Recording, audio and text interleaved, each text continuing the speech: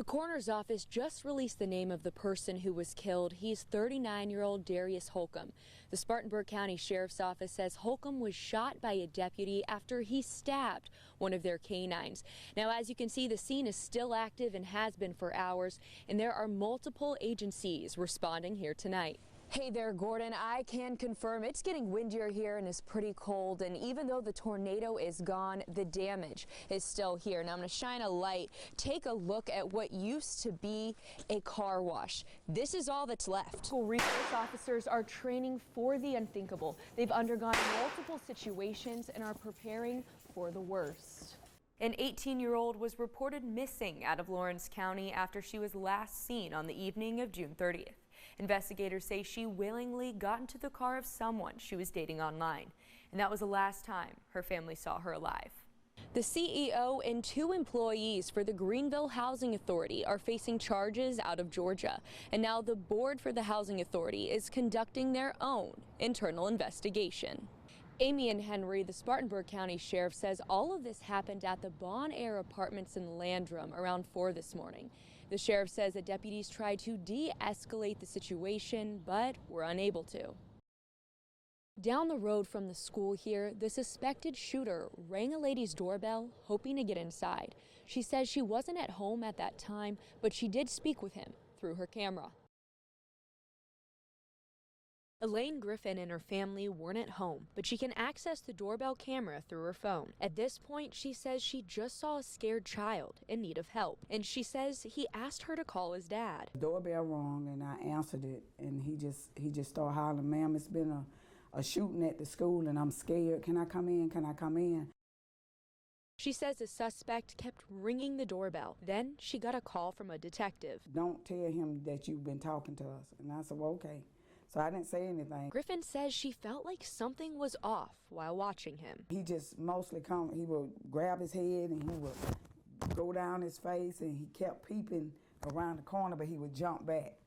And I just thought then, I said, wonder was he the shooter? She says the suspect kept pleading to be let inside the home. He said, "Just let me in, please let me in." He said, "I got my book bag." He throwed it to the side. He said, "I don't have a gun, I don't have a gun." Then Griffin says he was found hiding under her deck. He hid the gun or the book bag up under the wood, but he told the officers when they got him off of there where he had put the gun. Griffin says this whole situation is just heartbreaking. They was just babies, both of them, and both parents has lost.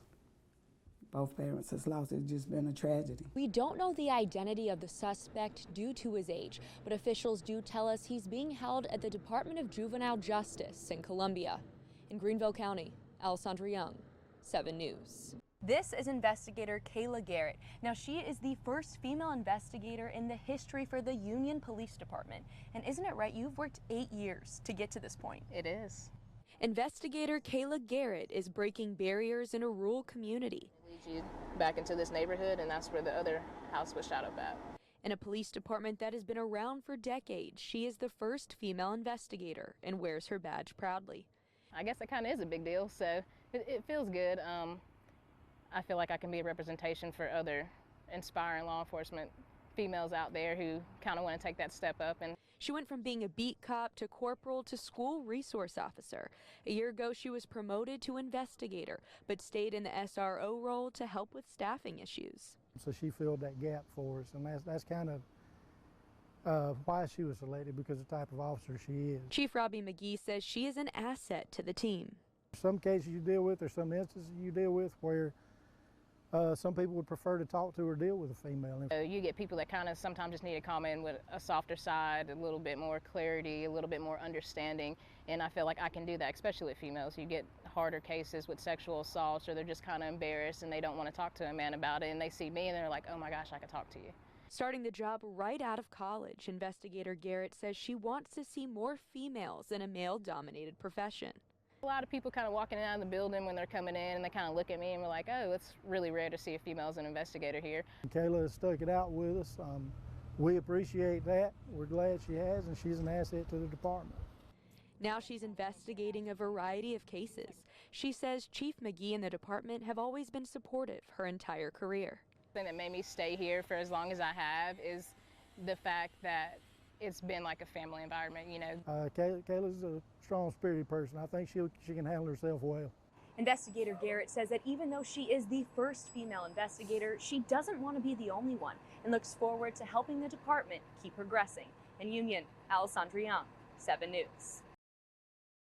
Now on 7 News, 9 people were shot and 2 others injured at a South Carolina party. The latest on the investigation out of Columbia. Plus, counterfeit bills are being used in the upstate. How police say to spot the fake ones in a story you'll see only on 7. And we're getting a look at the excitement this weekend at downtown Spring Fling. Good evening, everyone. Thank you for joining us on 7 News. I'm Alessandra Young.